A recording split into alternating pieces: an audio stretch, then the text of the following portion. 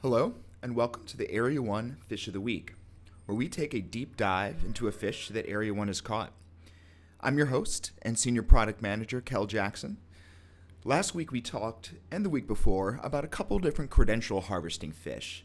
This week we have something a little bit more direct that I think is going to be interesting for you. So, here it is. What we end up having is a very, very simplistic email. And at its surface, if we think about us as the user, we have an email coming in that says it's from the CEO, asking just two very, very simple questions. Can we set up a wire transfer today, and how long will it take to be in action? Obviously, since this is a fish, this isn't actually coming from the CEO, but is intended to appear like it is. It's actually coming from some domain chief at some registered domain. But the purpose of this email is really to set up trust. So you might start to ask, why would, there's no links here, there's no information saying, send wire money to this bank account.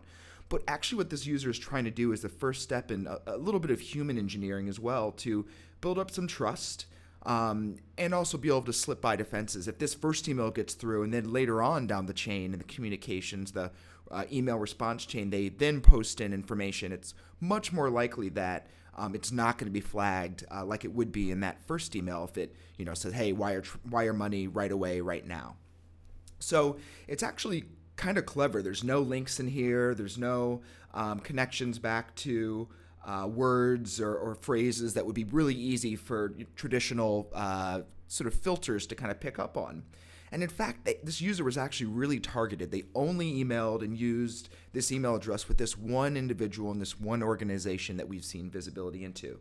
The email itself passed SPF, DMARC, DKIM, and all of the sort of email checks that you would expect.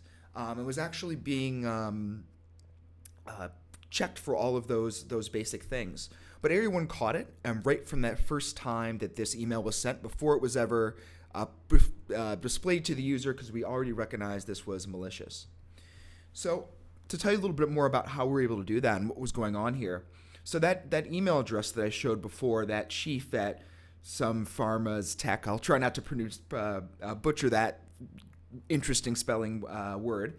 But what we were actually able to find is way ahead of time, a week before that actually email was set up, we had already pre-scanned and were aware of the attacker's infrastructure and had already flagged it for a variety of different things, including BEC, financial, and identity deception tags, based on all the things that we see out there in the world. And we were actually able to figure this out before that email was ever sent to that user.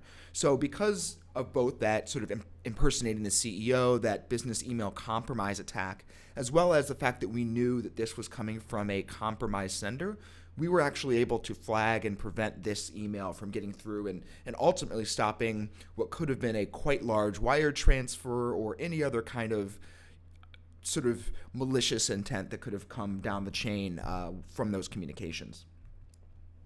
What's kind of interesting here is that in addition to some of the basic checks that we saw, email checks passing, this actually made it pass the customer's existing email detection flow. So they had a secure internet gateway with advanced phishing protection turned on.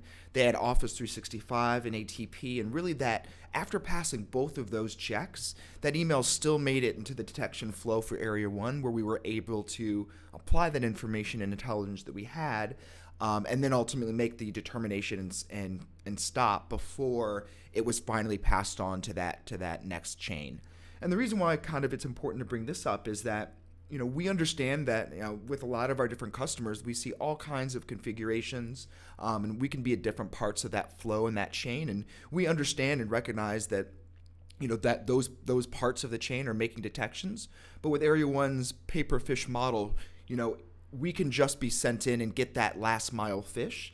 Those targeted messages like this one that, low volume, somewhat intelligent. They've obviously shown some bit of research and thinking about who they should target, an accounts payable rep, as well as, the correct name and decent spelling within the body of the message as they're impersonating someone, and even clever enough to know not to just include a bad link or just an attachment that is going to obviously be flagged by more classic and traditional means. So even in those contexts, Area 1 is providing value for those last mile, very intelligent and clever things, as well as the value that we are able to provide in any other part of that chain to be able to make these detections. So it kind of goes back to a little bit about what Area 1 does and who we are that displays why we were able to catch this phish. So regards to the actual content of the email, like we mentioned before, we knew way ahead of time that this email was coming from a part of the internet that is associated with malware, and we knew that particular email address itself was actually had already been flagged before we even that email had reached our customer or attempted to reach our customer, and we had already identified it as something that is up to no good and is potentially going to be doing even wire fraud before we even saw the content of that message. And then in addition to that, Area 1 works with our partners to be able to identify business email compromise attacks. So we work with our partners to understand who are those key individuals that attackers out there in the world would love to impersonate and pretend to be. And when we know that and we have that information, we can apply it. And so, just like a spoof, if someone pretends to be one of those key executives and they're clearly not, we can know that and prevent those type of clever, more targeted types of attack. And so we work and for both of those reasons, both that proactive crawling and understanding what's happening in the attack infrastructure that malicious users are using, as well as from working closely with our partners to be able to identify at risk, or shouldn't say at risk, but exploitable key people within the organization for those exploitable-based impersonations to prevent those type of attacks as well. And so for both of those reasons, regardless of the fact that this was a very targeted email, it had no links or attachments or even really words that potentially could raise a red flag, except maybe wire transfer, or a couple words like that. Area 1 is still able to make those detections and those last mile things, which could prevent a lot of damage if they continued.